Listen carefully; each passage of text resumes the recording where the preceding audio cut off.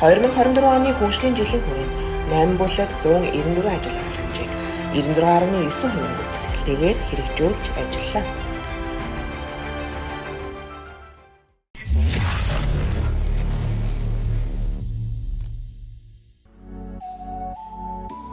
Хүүхэд залуучуудад үндэсний түүх соёл, уламжлал, ёс заншлаараа бахархах, эх орон төслийг төлөвшүүлэх зорилгоор музей нээлттэй өдрүүд Монгол өв соёл, Монголын дархлаа, Монгол хүүхэд, Монгол соёл цахим тоглолт арга хэмжээнүүдийг зохион байгуулж, үндэсний өв соёлоо дээдлэх үзэл санааг түгээн дэлгэрүүлж ажиллалаа. Соёлын сэргэлт 2024 аяны хүрээнд аймгийн засаг даргын үйл ажиллагааны хөтөлбөрийн зардал 26 сая төгрөгөөр 8 антай сэлбэртэй Монгол гэрийг бүтээлгэн Монгол гэр барих арга ухаан, нумсум мурлал, шагаан наадаа зэрэг соёлын боловсролын хөтөлбөрүүдийг хэрэгжүүлж гадаад дотоодын зочид, аялагчид, хүүхэд багчуудад сурталчлан таниулж ажиллаж байна. Соёл урлагийн байгууллагуудын номын сангийн хөгжүүлэлт үйл ажиллагаанд аймгийн төсвийн хөрөнгө оруулалт 75 сая төгрөгийн санхүүжилтээр 25 ширхэг суурин компьютер, сум тусгадын соёлын төвийн 23 номын санд 68.6 сая төгрөгийн үн бүхий 23 зөөврийн компьютерийг олгон үйл ажиллагааг дэмжин ажиллалаа. 2025 оноос төрийн болон орон нутгийн өр удирдах байгууллага албан бичгийг кирилл болон үндэсний хос бичгээр хөтлөх болсонтой холбогдуулан үндэсний бичигтэн 2022-оос 2024 хөтөлбөрийг өрнүүлж 200 гаруй төрийн байгууллагын 5421 албаагчдыг үндэсний бичгийн мэдлэг, чадвар тодорхойлох судалгаанд хамруулж монгол хэл бичгийн багш нартай хамтран 57 байгууллагын 1100 гаруй албаагчдад сургалтыг зохион байгуулан монгол хэлний тухай хуулийг хэрэгжүүлж ажиллалаа.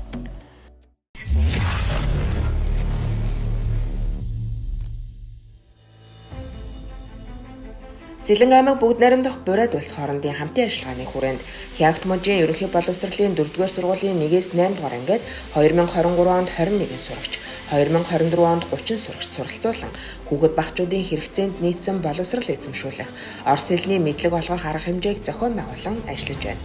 Сурагчдыг тээвэрлэх автобусны даатгал, ариутгалын хураамжид шаардлагатай зардлыг аймгийн засаг даргын үйл ажиллагааны хөтөлбөрийн зардлаас шийдвэрлэсэн. Цахим систем суурилсан сургалтын нэмэлт хөтөлбөрийн хүрээнд 2023-аас 2024 оны хичээлийн жилд 5-аас 6 дугаар ангийн 4185 сурагч англи хэлний хичээлээр Pearson хөтөлбөрт хамрагдаж 134.9 сая төгрөгийн цахим гэрээг хийгдлээ. Тус хөтөлбөрийг хэрэгжүүлэх бэлтгэл ажлын хүрээнд боловсрол шинжилгээ ухааны яамнаас Түшиг сумын ерөнхий боловсролын сургуульд 87.9 сая төгрөгийн иж бүрэн цахим ангийг байгуулсан. 2024 онд ерөнхий боловсролын сургуулиудад улс орон нутгийн төсвийн хөрөнгө оруулалтаар 437 сая төгрөгийн тоног төхөөрөмжийн шинжилэл хийж, интернетийн хүчин чадлыг нэмэгдүүлэн 19 цахим банк шинээр байгуулж 770 таблет, 89 компьютерийг нийлүүлж хичээл сургалтын үйл ажиллагаанд ашиглаж байна. Ерөнхий боловсролын сургуулийн төгсөгчдөөс багш мэргэжлэр элсэн суралцж буй оюутнуудыг судалгааны мэдээллийн баз усган төгсөгчдийг багшийн орон тосолд байгаа сургалтын байгууллагуудад холбон зуучилж ажлын байраар хангах ажлыг зохион байгууллаа. 2024-өөс 2025 оны хичээлийн жилд ерөнхий боловсролын 28 багш шинээр ажилд орон эхний жилдээ ажиллаж байна.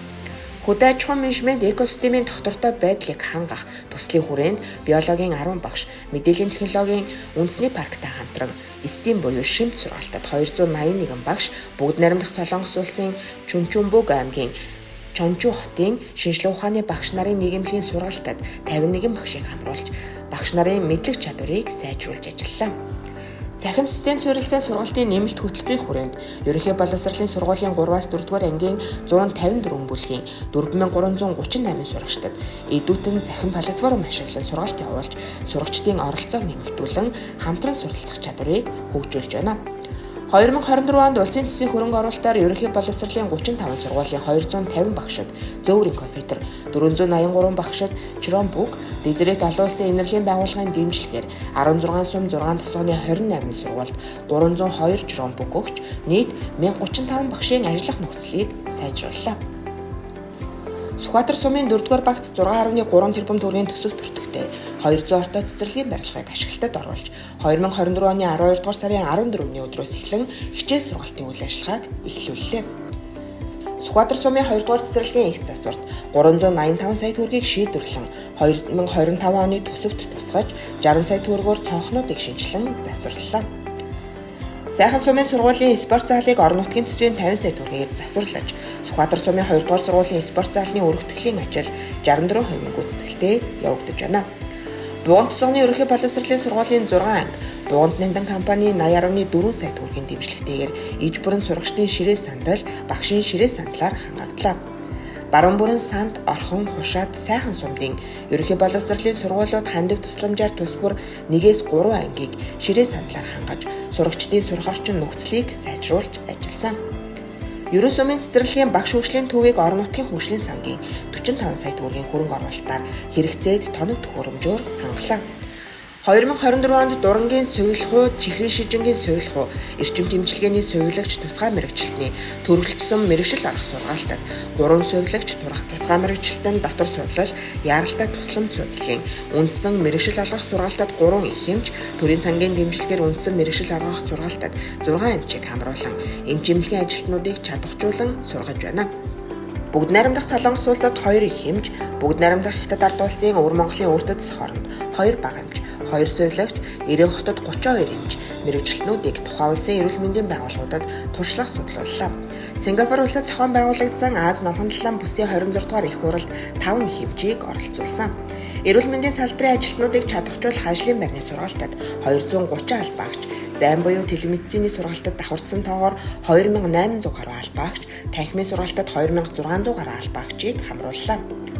Монгол улсын ерөнхийлөгчийн санаачлагаар хэрэгжүүлж буй Эрүүл Монгол хүн үндэсний хөдөлгөөний нээлтийг аймагтаа зохион байгуулж, нүдний эмчийн үзлэгт 165, чих хамар хоолой үзлэгт 144, шүдний урьдчилан сэргийлэх үзлэг эмчилгээнд 151, биеийн жингийн индекс тодорхойлох үзлэгт 94, өрхийн эмчийн үзлэгт 115, эрүүл мэндийн боловсрол олгох сургаалтад 159 иргэнийг хамруулан эрүүл мэндийн тусламж үйлчилгээг үзүүллээ. Эрт илрүүлгийг эрчимжүүлэх хөдөөгийн болон төвөөс алс бус нутгийн иргэдийн хамрагдалтыг нэмэгдүүлэхэд анхаарч нийт 48316 иргэнийг урьдчилан сэргийлэх нарийн мэргэжлийн эмчийн үзлэг, эрт илрүүлгийн үзлэг онцлогоонд хамруулж ажиллалаа. Аймгийн нэгдсэн эмнэлэгт хийм эмчилгээний 2 ортой тасгийг 5 өрний бүрэлдэхүүнтэй байгуулж, хийм эмчилгээнд нэг иргэнийг эхний тунд хамжилттай хамруулан хавдрын эмчилгээ шаардлагатай иргэдэд аймагтаа эмчилдэг болголоо. Эрүүл мэндийн тусламж үйлчилгээг түргэн шуурхай цагааллгүй хүргэх гээд анхаарч 2024 онд 1,734,1 сая төгрөгийн үн бүхий 12 шиг бүрэн тоноглогдсон болон даван туулах чадвартай түргэн тусламжийн автомашинаар аймгийн нэгдсэн эмнэлэг, Мандал сум дахь нэгдсэн эмнэлэг, Алтан булаг, Шаамар, Орхон, Хүдэр, Цагаануур, Баянгол сумд, Дулаан хаан, Түнхэл, Номгон тосгоны эрүүл мэндийн төвүүдийн автобазыг шинжиллээ. Эрүүл мэндийн яамны 433 сая төгрөгийн хөрөнгө оруулалтаар Мандал сумын нэгдсэн эмнэлгийг мэс заслын тоног төхөөрөмж, эхо аппарат 2, зөөврийн эрентгэхийн аппарат 1, диализийн аппарат 1, гематологийн анализатор 1, биохимийн аппарат, бусад тоног төхөөрөмжүүдээр хангалаа. Мандал сумын нэгдсэн эмнэлэг сум тосгодын эрүүл мэндийн төвүүдэд спирометр 18 шиггийг бусад дагалдах хэрэгслүүдийн хамт нийлүүлсэн. Эрүүл мэндийн сайдын тушаалаар 1.4 тэрбум төгрөгийн эмнэлгийн хэрэгсэл багаж тоног төхөөрөмжийг татан авч эрүүл мэндийн байгууллагуудад хуваарлан болгосон. Улсын төсвийн хөрөнгө оруулалт 2.3 тэрбум төгрөгөөр сайхан суманд баригдсан залуучуудын хөгжлийн төвийн байрыг 2024 оны 12 дугаар сарын 23-ны өдөр улсын комисс хүлээн авсан. Тус ордны дулаан шугамын ажилд орон нутгийн төсвөөс 157 сая төгрөгийг шийдвэрлэн ашиглалтад орууллаа. Улсын хурлын гишүүн Ундрмын санаачилсан Синсфер сэлэн шинжлэх ухаан бүтээлийн уралдааныг аймгийнхаа 34 сургуулийн 10-аас 12 дугаар ангийн сурагчид, Политехник коллежийн оюутан залуус нийт 100 гаруй багийн 300 гаруй хүүхэд залуусыг хамруулан зохион байгуулж 4 баг улсын уралдааны шагналт байранд шалгарсан.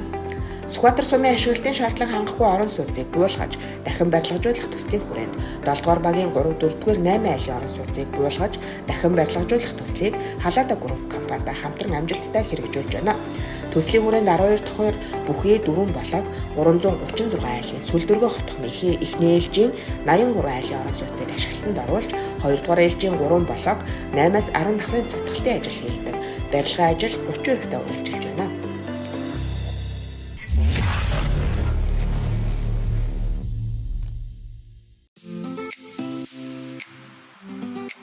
Хүн амын ажилгүйд ядуурлыг бууруулах хөдөлмөр эрхлэлтийн бодлогыг орон нутагт хэрэгжүүлэх ажлын хүрээнд төр хувийн хвшил болон тусгай самбуудын их усүрээр тайлан хугацаанд шинээр 1015 ажлын байрыг бий болголоо.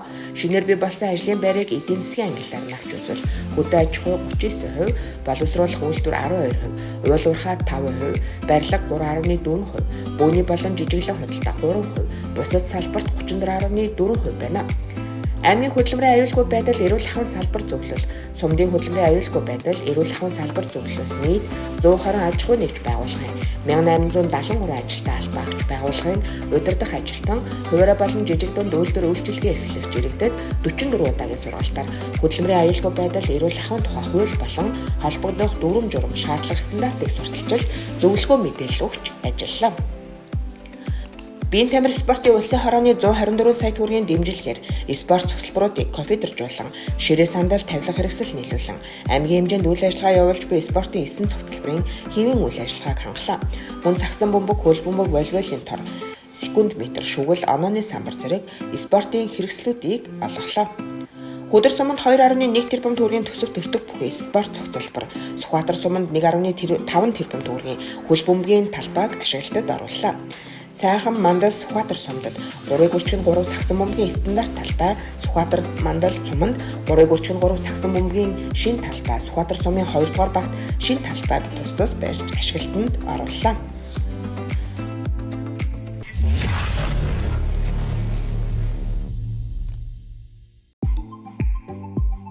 Алтанболог хилийн бомбын барилга байгууламжийн өргөтгөл шинжилгээний ажил төслийн Алтанболог хилийн бомбын барилгын 2 дугаар ээлжийн зорчигчийн шалган нэвтрүүлэх цогцлбор 77%, мал эмнэлгийн лабораторийн тоног төхөөрөмж техник хэрэгсэл угсралт 90%, ариутгалын хэсэг 20% хэрэгжилтэд явагдаж байна.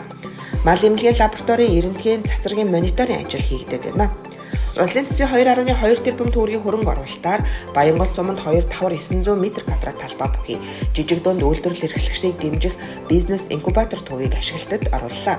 Тус төв 80 м2 ногооны агуулгах, 55 м2 цөөсүүн бүтээгдэхүүн, махан бүтээгдэхүүн хадгалах хөргөлттэй өрөө, 450 м2 үйлчилгээний заал, сургалт, хурлын 2 танхим, хөгжлийн мэргэжилтийн иргэний өргөгч лифт, 200 м2 авто зогсоолтойгоор үйл ажиллагаагаа явуулж байна. Аймгийн засаг даргын захирамжаар аймгийн жижиг дунд үйлдвэрлэл үйлчилгээг хөгжүүлэх чиглэлийг баталж, Баянгол, Шаамар, Жавхлан сумдад эрчимсэн мал аж ахуй хүнсний ногоо тариалах, даршлах, мал төхөөрөх зэвсэг байгуулахад зориулсан 5 хоршоонд 190 сая төгрөгийн хөнгөлөлтөө зээлийг олгон үйл ажиллагааг нь дэмжиж ажиллалаа. Цагаан сар 2024 амар байна уу? Монгол баяр, Монгол бэлэг, намрын ногоо өдрүүд үндэсний үйлдвэрлэл 2024, Сэлэн ургац, Алтан намар 2024, Идэж, Эрүүл Монгол хүн зэрэг үзэсгэлэн худалдааг зохион байгуулж 17 сумын 386 үйлдвэрлэгч баялаг бүтээгчтэй 120 нэр төрлийн бүтээгдэхүүнээр оролцуулсан 664.3 сая төгрөгийн борлуулалтаар орон нутгийн үйлдвэрлэлээ дэмжин ажиллалаа. Олон танигдсан аймгийн аялал жуулчлалын ивийн дараах хэмжээ болох Монс цэцэглэх үеэр цам харах, майдар эргэх, гонгорын бомбны тахилга, ханшнэх зэрэг үйл ажиллагааг амжилттай зохион байгуулж хэвсснээр зорин ирэх иргэдийн тоо жил бүр өсөн нэмэгцээр байна. Өнгөрөх онд 2000 орчим иргэд ирж оролцсон. Жижиг дунд үйлдвэрлэлийг хөгжүүлэх сангаас 7 аж ахуйн нэгжид 801.2 сая төгрөгийн хөнгөлөлтөө зээл олгож 24 ажлын байр шинээр бий болголоо. Алтанболог суманд хас жаргаланд тэрээд компани моцарелла бэлтгэлийн эдэн бэлтгэгцээ. Давир бүтээгдэхүүнээр зарцаамгийн тос тушаан үйлдвэрлэх цехийг байгуулан импортыг орлох, экспортыг нэмэгдүүлэх чиглэсэн бүтээгдэхүүнийг гарган ажиллаж байна. Сумын онцлог брэнд бүтээгдэхүүнээр бэлгийн багц гаргах уралдааныг 17 сумын дунд зохион байгуулж, Мандал, Зүүн бүрэн Шаамар сумд хэрэгүүлэн шалгарсан бэлгийн багцыг худалдаанд гаргаад байна.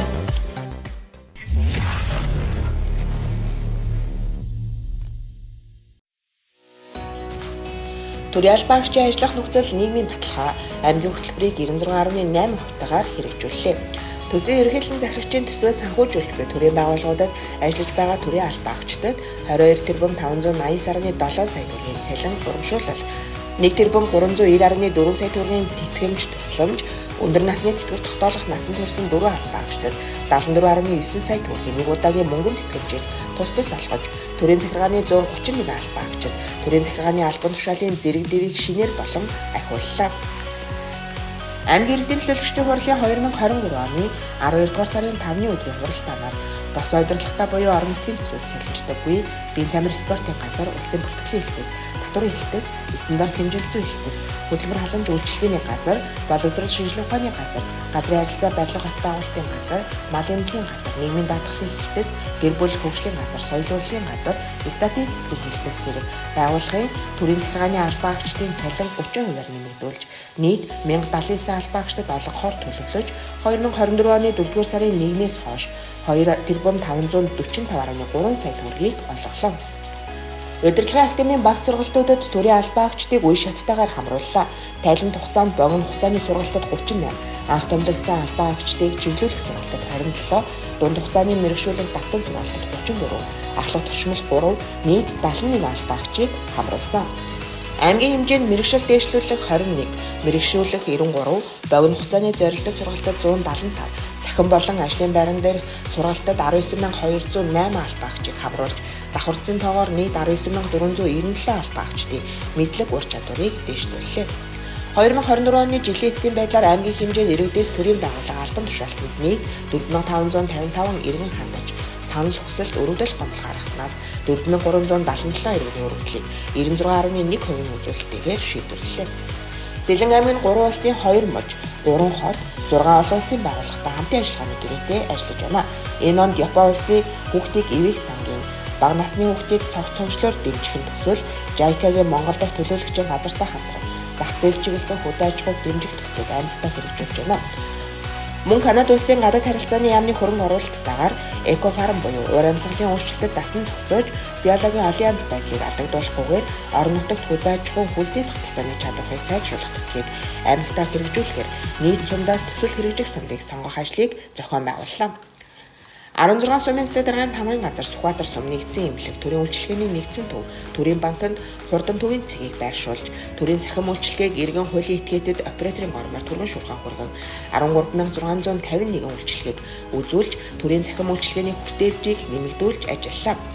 Аймаг орон нутгийн иргэд олон нийт болон төрийн байгууллага, аж ахуйн нэгжийн ажилтай албаагчдад бүх нийтийн цахим ур чадвар, чадамжийг нэмэгдүүлэх зорилгоор 17 сумын 47 байгууллагын 3772 албаагч, ерөнхий боловсролын сургуулийн ахлахангийн сурагчдад 1, 2, 3 дугаар шатны сургалтыг 22 удаа зохион байгууллаа.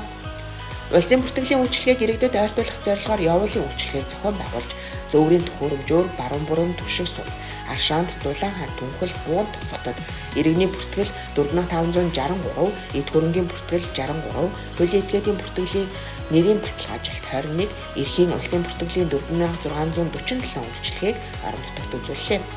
Нийтийн мэдээллийн хэлтад байдлын тухай хуулийн хэрэгжилтийг хангах шилэн ажиллагааны хүрээнд аймгийн хэмжээнд 96 нэр төрлийн мэдээллийг бүрэн байршуулж 99% үзүүлэлттэй дүгнэгдсэн. Сэлэнгийн дэлгэжүүлэг мөнгө хараачуулга сумдын номын сангуудыг 63.9 сая, сум тасгуудын соёлын төвүүдийг 75 сая төгрөгийн техник тоног төхөөрөмжөөр, сумдын засаг даргаанд хамаан газар 63.4 сая төгрөг, эрүүл мэндийн салбарын эмч нарыг 18.9 сая төгрөгийн эмнэлгийн тоног төхөөрөмжөөр, сайхан сумын ерөнхий боловсролын сургуулийн мэдээлэл зүүн кабинетийг 50 сая төгрөгийн компьютер хэвлэгч тоног төхөөрөмжөөр, аймгийн засаг даргаанд хамаан газрын хурлын их танхимд 137.5 сая төгрөгийн тавилга, дууны төхөөрөмж, гадаадын иргэн харьяатын газар 100 сая төгрөгийн тавилга, тоног төхөөрөмж, терроризмтэй тэмцэх зөвлөл 100 сая төгрөгийн станц, галт зэвсэг болон дагалдах хэрэгсэл, ерөө сумын албаагчдыг 166 сая төгрөгийн өртөг бүхий, цахим тоног төхөөрөмжөөр тус хангаж ажиллалаа. Аймгийн хэмжээнд төрийн албаны ерөнхий шалгалтыг 4 удаа зохион байгуулж, нийт 477 иргэн орсноос 136 иргэн шалгалтаа амжилттай өгч нөөцөд бүртгэгдлээ. Аймаг сумдын засаг даргаанд хамаан газар иргэдийн төлөөлөгчдийн хурал, аймгийн засаг даргын эрхлэх асуудлын хүрээний газар хэлтэ залуудын төрийн захиргааны удирдах ба гүйцэтгэх албан тушаалын болон төрийн үйлчилгээний байгууллагын удирдах албан тушаалын нийт 246 сул оронтойг нөхөх 12 удаагийн тусгай шалгалтыг зохион байгуулж, төрийн захиргааны удирдах албан тушаалын 8, гүйцэтгэх албан тушаалын 58, төрийн үйлчилгээний удирдах албан тушаалын 5, нийт 71 сул оронтойг нөхөх арга хэмжээг авлаа. Аймгийн стандарт хэмжил зүйн хэлтээс цахилгааны 3 фазын тоолорыг шалган баталгаажуулагч иж бүрэн эталон төхөөрөмжтэй болж 380 байлтын цахилгаан тоолорыг орон нутагтаа баталгаажуулдаг боллоо. Аймгийн хэмжээнд айл өрх аж ахуйн нэгж байгууллагын цахилгаан эрчим хүчний 1 фазын 622, 3 фазын 159 тоолорыг шалгаж баталгаажууллаа.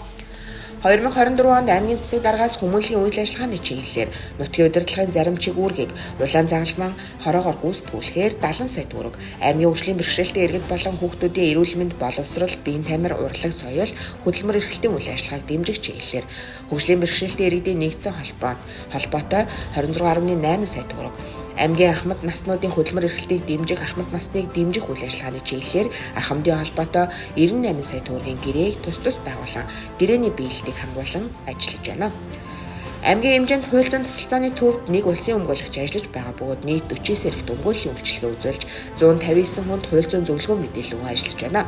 Хууль тогтоомж болон бодлогын баримт бичгийн хэрэгжилтийг хангах зорилгоор Сүхбаатар сайхан сумдад улсын өмгөөлөгчийн орон тоог нэмэгдүүлэх ажлын хүрээнд сайхан суманд нэг улсын өмгөөлөгч томилогдсон төлбөрийн чадваргүй иргэдэд өн төлбөргүй хууль зүйн тусалцаа зөвлөгөө өгч байна. Баянгол ерөө Шаамар зүүн бүрэн түшиг хөдөр сумдын ашигт малтмал олборлолтын үйл ажиллагааны улмаас эвдрэлд орсон 11 газрын 121.93 га талбайд техникийн 51.8 га талбайд биологийн нөхөд сэргээлт хийж нөхөд сэргээлтийн талбайг өмнөх оноос 54.94 гагаар нэмэгдүүллээ. Аймгийн хэмжээнд хувийн хвшлийн хөрөнгө оруулалт, нийгмийн хариуцлагын хүрээнд буган тоцооны их хөлөнтийн ам, Баянгол сумын цагаан чулууд, хөдөр сумын ам чимээх газруудад нийт 110.1 га талбайд биологийн олон янз байдлын дүүцүүл хамгаалах ажлыг хийж гүйцэтгэлээ.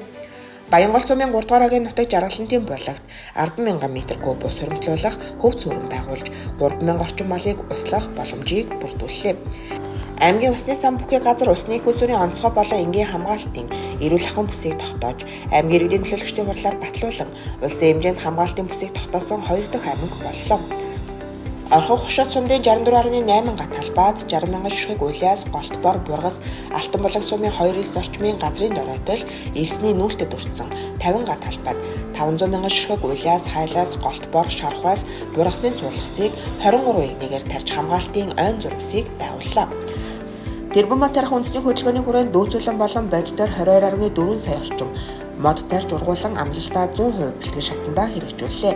Аймгийн хэмжээнд хомсдол доройтолд орсон 4486 га талбайд 11.4 сая ширхэг тарьцаар ойжуулалт хийж 10 га талбайд хамгаалтын зурвас байгуулан голын эрэг орчим 60,000 ширхэг бургас тариалж Дундговь, Булган, Орхон, Арханга, Өмнө Говь, Дархуул аймаг, Улаанбаатар хот руу 3 сая гаруй ширхэг 2-8 настай навчит болон гоёл жимглийн модыг нийлүүллээ.